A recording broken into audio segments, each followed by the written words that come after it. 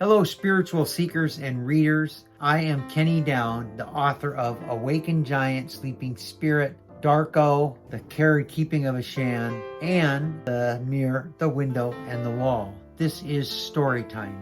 Who was Darlene Narkiewicz?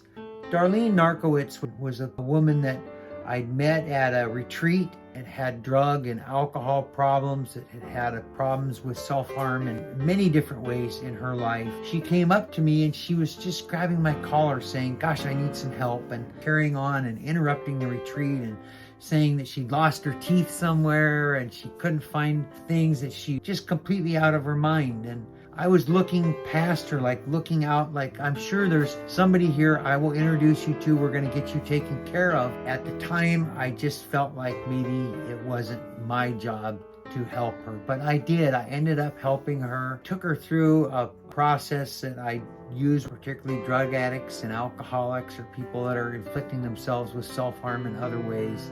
And she absolutely woke up. She just had this amazing spirit about her. She was just so kind and loving. The first several phone calls after that retreat that I had with her, she was on the payphone at a psychotic ward, and we went through some spiritual work, and I had her do some spiritual prayers and some meditations and some inventory. And she referred to me as her sponsor, as her spiritual guru, as her teacher. And I was so honored, because in this life, you will always encounter these people who surpass the teacher.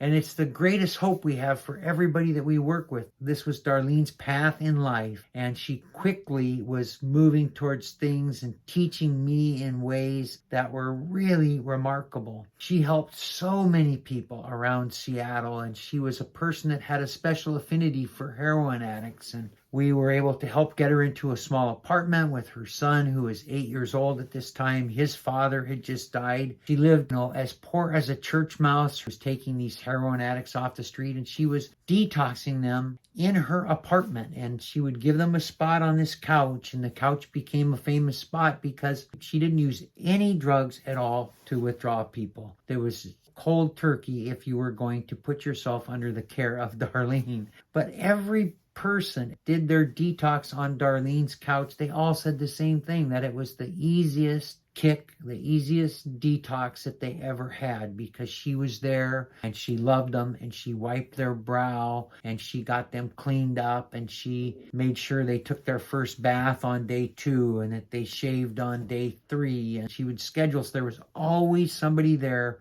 with the person, whether they were sleeping, to get them water, to help them, to talk to them about the spiritual life, and to ease them through using nothing but spiritual medicine.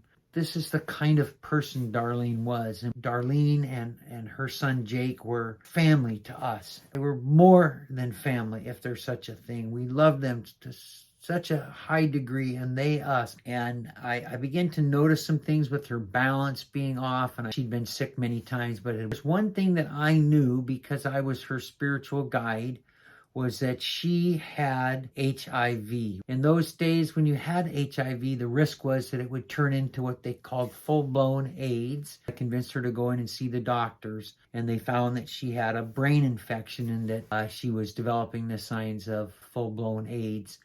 When she was at her sickest, in her mind, she could think of the words clearly. She knew what was going on, but when she tried spoken word, the wrong words would come out. So she would like to say, hey, can I get a glass of water? And instead, it would come out, would somebody close the door? But one of the things that always came through was, it's all good. You would ask her how it's doing. It's all good. It's all good. And she would just have this beautiful smile, just one of the most gentle souls. I was able to get in touch with Mary Ann Williamson. Darlene loved Mary Ann Williamson. Anytime anybody came to her place, she would give out a cassette tape. If you had a problem with a relationship, she'd say, well, listen to this tape of Mary Ann Williamson do a meditation on relationships. If they had a problem with work, listen to this about work. If they had a problem with depression, well, listen to this about depression or abundance or pain and suffering, the loss of somebody we love. There's a tape for everything by Mary Ann Williamson, who remains to this day one of my favorite authors. And I don't know that she's ever really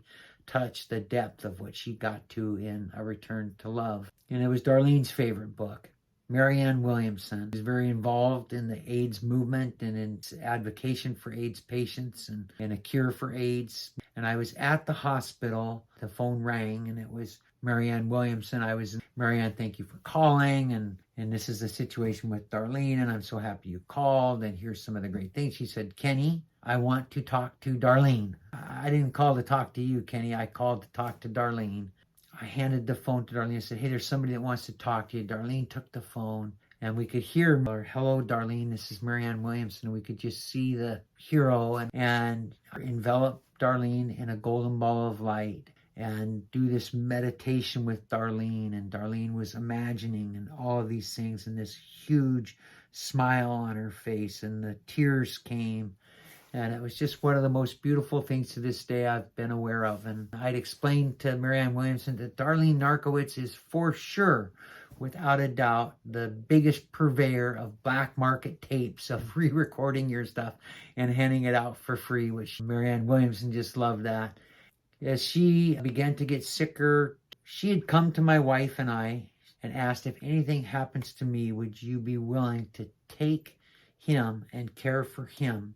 That Jake really loves Kenny and he really loves you. And we agreed. Darlene passed away a couple days later. I walked into the room with a young boy to say goodbye to his mother. And I walked out of that room with my son, Jake.